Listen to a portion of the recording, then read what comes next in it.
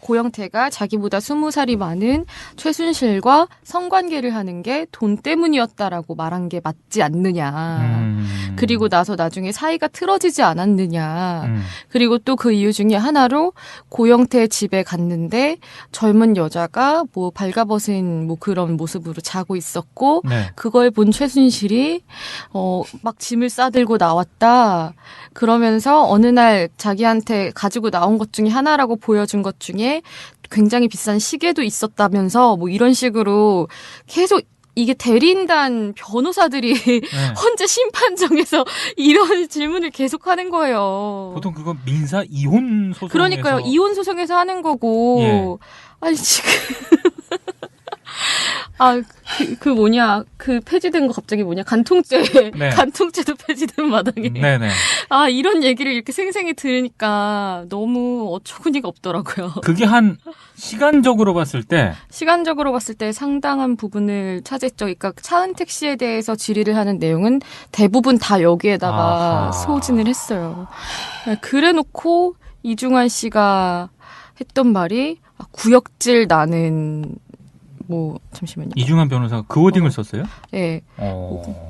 구역질 나는 직업을 가진 남자가 한 거짓말 때문에 나라 전체가 혼란에 빠졌다.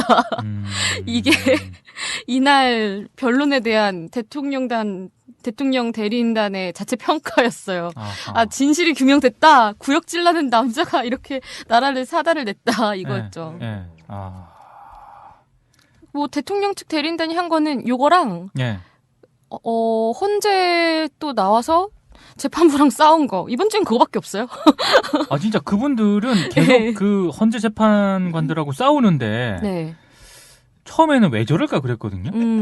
근데 나중에 보니까 그 꼼수가 그냥 본인들도 이제 꼼수라고 하기에는 그렇고 그냥 드러내더만요, 아예. 네. 그냥 대놓고 아예 국회랑 내통하고 있는 거 아니냐 재판부가 이런 말까지 해서 박한철 소장이 원래 그냥 재판관들은 소리를 안 지르잖아요. 그렇죠. 막 버럭하면서 무례하다고 말을 하기도 했고 나머지 내용은 워낙 많이 나왔으니까 또 하나 또 볼만한 거는 이혼 소송처럼 진행한 거 하나 그리고 싸운 거 하나 또 하나는 계속 꾸준히 모른다. 박 대통령에 대해서 모른다. 이중환 변호사가 25일 변론 끝나고 이렇게 기자들 브리핑할 때 명절 계획 이런 걸 물어보니까 대통령께 물어보지 않았고 우리는 심판 준비할 거다 이렇게 얘기를 했거든요. 그리고 나서 바로 박 대통령이 또 인터뷰를 했잖아요. 그런데 그 전에 신년 기자간담회 할 때도 그랬거든요. 우리는 헌재 심판에 대해서만 알지 그 외 일들은 아무것도 모른다.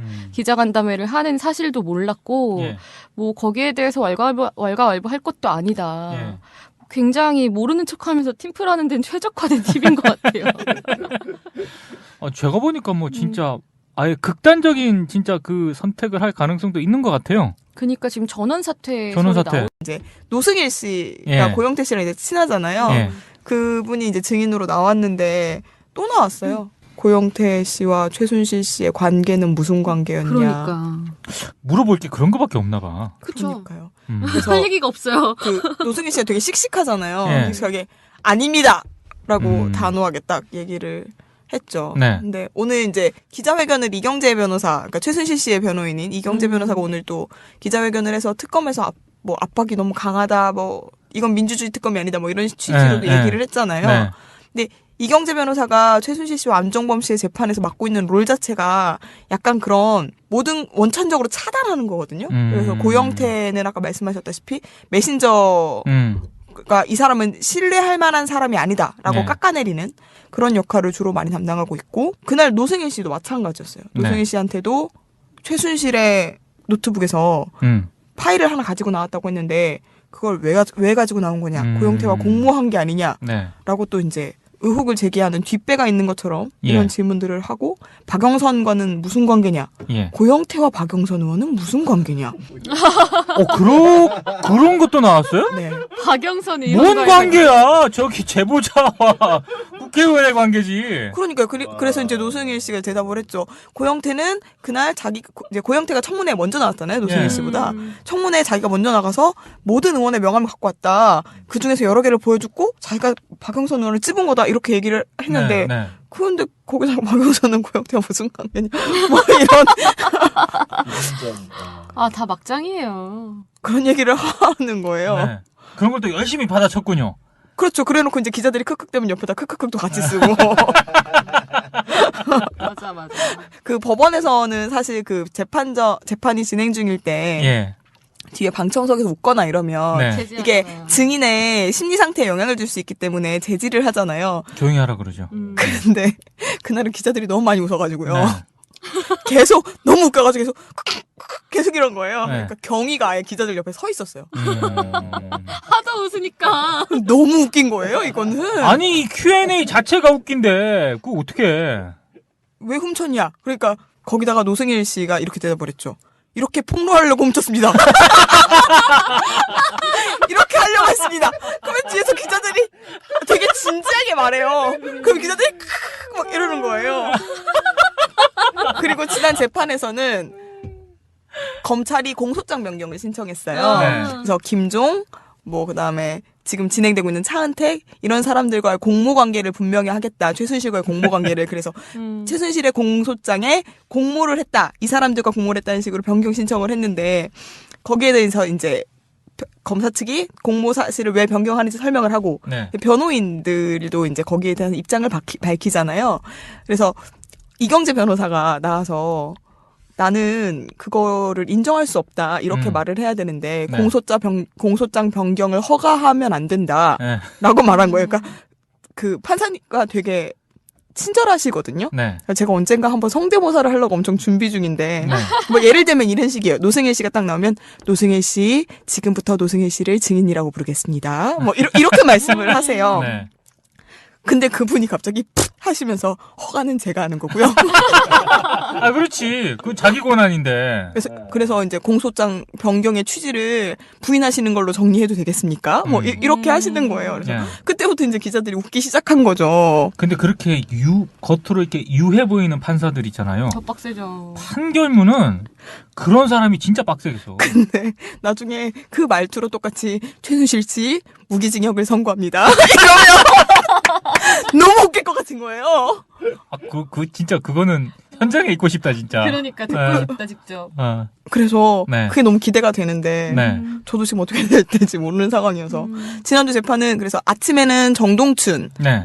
이사장이 나와서 전 이사장이죠. 이사장이 나와서 증언을 했고 정동춘 이사장도 사실은 최순실하고 그렇죠. 친분이 있어서 최순실한테 유리하게 증언을 엄청 했어요. 그렇죠. 근데 결국에는 그래서 K스포츠 재단의 주인은 대통령이 된 거예요. 그렇죠. 정동춘 이사장의 증언에 따르면 인사도 전부 다 대통령이 결정하고 사업도 다 대통령이 결정하고 그렇게 해서 오전에 증인신문을 마치고 돌아갔는데 이제 노승일 씨에 대해서는 계속 그런 식의 어그로성 질문들 고영태와 박영은 무슨 관계냐 이런 식의 질문들이 계속 이어지고 너는 그걸 왜 훔쳤냐 이거 폭로하려고 훔쳤다 이런 식의 질문들이 너무 계속돼서 그리고 이경재 변호사하고 노승일 씨랑 좀 많이 싸웠어요.